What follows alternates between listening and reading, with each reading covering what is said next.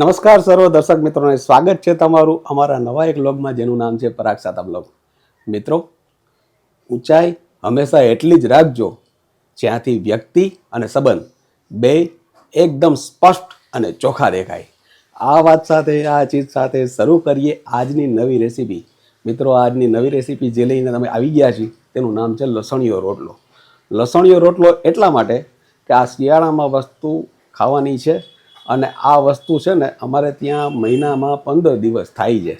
તો આ તમને પણ ખૂબ મજા આવશે. તો ચાલો શરૂ કરીએ આજની નવી રેસીપી લસણીયો રોટલો. અંબા અંબા પારું અંબા અંબા. જય શ્રી કૃષ્ણ. જય શ્રી કૃષ્ણ. આમાં છે ને ઠંડો રોટલો લેવાનો. બરોબર. રોટલો આપણે સવારે કરવો હોય તો સાંજે કરી લેવાનો. હા. ને સાંજે એ પ્રમાણે 4-5 કલાકનો ઠંડો હોય ને એટલે આનો ભૂકો થાય. પછી છે આ લસણની ચટણી આપણે ડ્રાય. બરોબર. આ છે લીલા મરચાં. હા. 2 નંગ લીધા છે. આ છે ઝીણી સુધારેલી કોથમીર, મીઠું ને આ બધા રૂટિન મસાલા. બરોબર છે. મરચું, હળદર, ધાણા જીરું. બાકી તેલ તો હોય જ વઘાર માટે. ઓકે. તો હવે તમે અમને શીખડાવી દો આ ડ્રાય રોટલો તમે કેવી રીતે બનાવો છો. આ રીતે છે ને હાથેથી પહેલાં પીસ કરી લેવાના. બરોબર. ઠંડો હોય ને તો જ જો આવી રીતના થાય વ્યવસ્થિત, ગરમમાં ન થાય. એટલે આમાં મિક્સરમાં એક સરખો ભૂકો થઈ જાય. બરોબર. આ રીતે આવા પીસ કરી આપણે આમાં એડ કરશું. શિયાળો હોય એટલે ઠંડો રોટલો તો બધાયની ઘરે હોય જ. હા, શિયાળામાં બાજરો ખાવાની મજા આવે. હા, અને આવે ખૂબ મજા. જો આવી રીતે નાના ટુકડા કરીને મિક્સરમાં નાખી દેવાનું.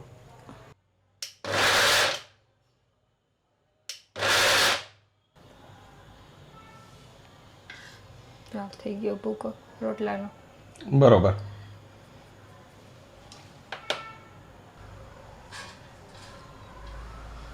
આપણને આવો એકદમ ઝીણો બારીક ભૂકો હોય ને એવું ગમે છે. થોડોક રફ ગમતો હોય તો રાખી શકાય આમાં.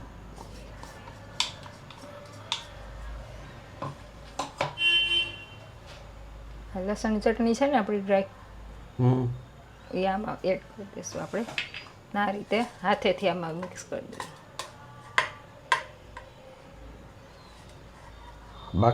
બારીક જે ભૂકો કર્યો છે એમાં જ મિક્સ કરી નાખવાનો. રોટલાનો ભૂકો છે ને એમાં જ આ લસણ ડ્રાય ચટણી છે ને એ આ રીતે મિક્સ કરી દેવાની. અચ્છા. એટલે આ જેટલો ભૂકો છે એ બધાયમાં આનો ટેસ્ટ ને સુગંધ બેસી જાય લસણનો. બરોબર. આપણે આ ડ્રાય ચટણીની રેસીપીની નથી આપી. હા મિત્રો, લસણની ડ્રાય ચટણીની રેસીપી છે.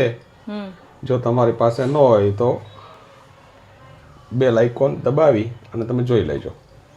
અચ્છા, માની લ્યો કોઈની પાસે રેડી ન હોય ડ્રાય ચટણી, તો એના માટેનો ઓપ્શન શું છે? તો લસણ ટોચીને નાખી શકાય. પણ આનેથી જે આ રોટલાનો ટેસ્ટ આવે ને એ આખો અલગ જ હોય એમ. હા, એટલે આપણે તો રેગ્યુલર રાખીએ જ છીએ લસણ ચટણી. તો લસણની કેટલી કળી લઈને છૂંદીને કરી નાખવાની? 5-7 કળી છૂંદી અને પછી અંદર આમાં ચોળી નાખવાની આવી રીતે. બરોબર ને? આ બધા મિક્સ થઈ ગયું છે હવે. વાહ. હવે આપણે આનો વઘાર કરશું. સરસ થઈ ગયો. તેલ થોડુંક જોશે આ રોટલામાં. 2 મોટી ચમચી જેટલું. બરોબર.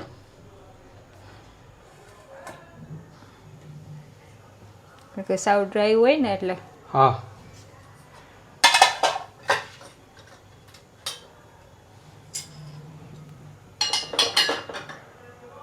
આપણું તેલ આવી ગયું છે. આ અડધી ચમચી રાઈ, આ છે જીરું અડધી ચમચી, આ છે લીલા મરચાં,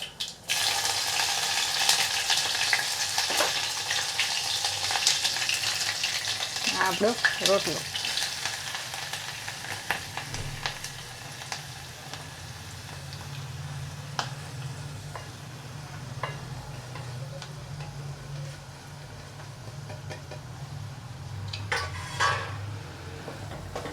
પેલા એકદમ તેલમાં એકદમ સાતડી લેવાનું છે બધું. બરોબર.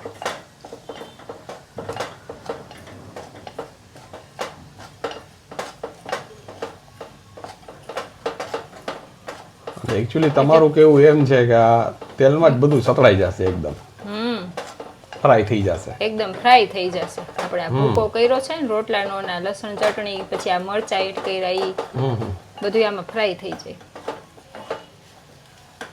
એક જાતનો ક્રન્ચી ટેસ્ટ આવશે આમાં.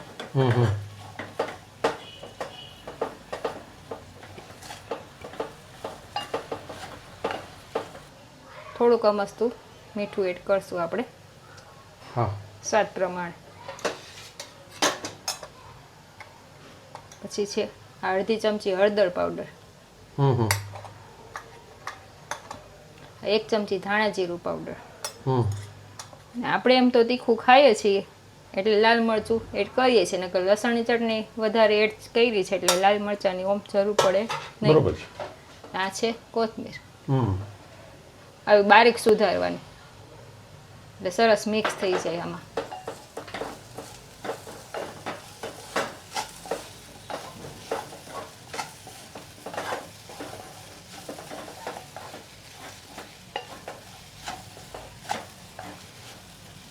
જેવા તમે અંદર બધા મસાલા એડ કર્યા એટલે તરત એકદમ સુગંધ આવવા માંડી. સુગંધ આવે ને એકદમ લસણની, રોટલાની, અને કલરફુલ થઈ ગયો એકદમ સરસ.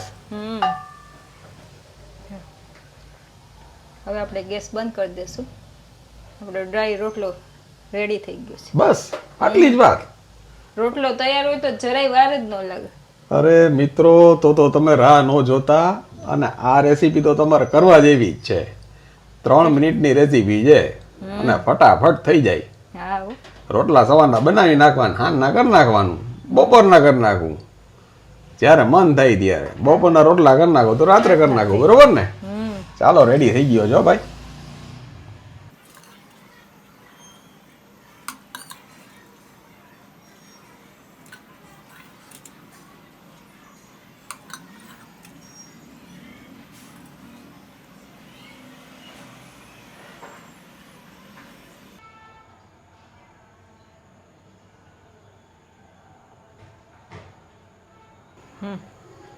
અને દહીં હારે ખાવાની પણ એટલી જ મજા આવે છે.